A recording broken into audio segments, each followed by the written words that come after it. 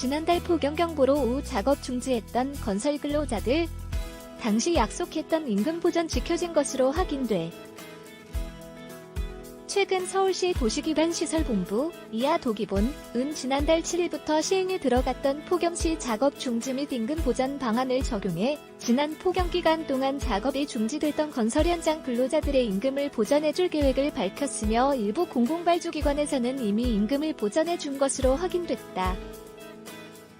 기록적인 폭염이 계속되었던 지난달, 서울시는 건설 현장 근로자들의 건강과 안전사고 예방을 위한 휴식 보장, 작업 중지, 일일 임금 보전과 같은 방안을 마련해 7일부터 즉각적인 시행에 들어갔다. 건설 현장은 대부분 실외 작업이 불가피하며 근로자는 일일 수당에 대한 부담으로 폭염 시에도 계속 작업을 하려는 경향이 있기 때문에 이와 같은 대책을 마련한 것이다. 폭염시 작업 중지 및 임금 보전 방안을 살펴보면 폭염경보는 일 최고 기온이 35도 이상인 상태가 2일 이상 지속될 것으로 예상될 때 발령되고 폭염경보 발령 시시 자치구, 투자출연기관 발주 공사 현장 근로자들의 5시간 실외 작업을 중지하되 온전한 임금이 지급되도록 조치하도록 되어 있다. 또한 폭염경보 발령이 예상되는 경우 작업시간을 1시간에서 2시간 앞당겨 착수하고 경보 발령 시 오후에는 작업을 중단하되 이에 따른 임금을 보전해준다는 내용이 담겨있다. 특히 필수공정 등 내외적인 경우를 제외하고는 실외 작업을 최대한 자제하고 1시간당 15분 이상의 휴식시간을 보장하게끔 한다.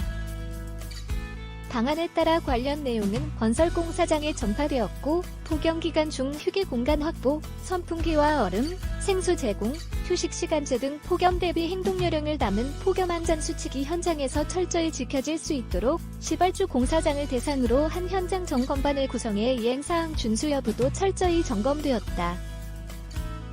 그리고 약속한 대로 도기보는 지난달 폭염경보가 발령되고 방안이 시행된 7일부터 16일까지 67개 현장에 대해 근로자 임금 총 4억 4,800만 원을 보전해줄 계획임을 밝혔다.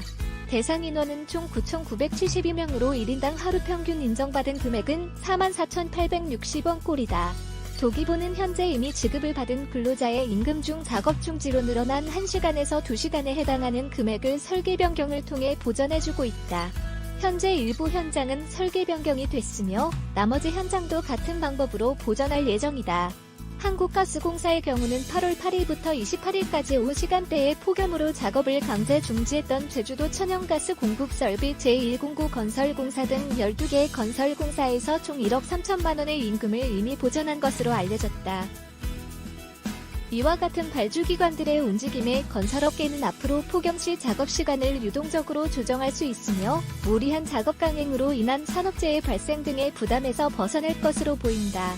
한 건설업체 관계자는 폭염시 임금 하락을 우려한 근로자가 작업을 강행하고자 하는 경우도 빈번했다면서 업체들이 오후 작업을 일시적으로 중단하는 데 느끼는 부담이 줄어드는 동시에 현장의 산재 발생 위험을 낮출 수 있는 효과도 기대된다고 말했다.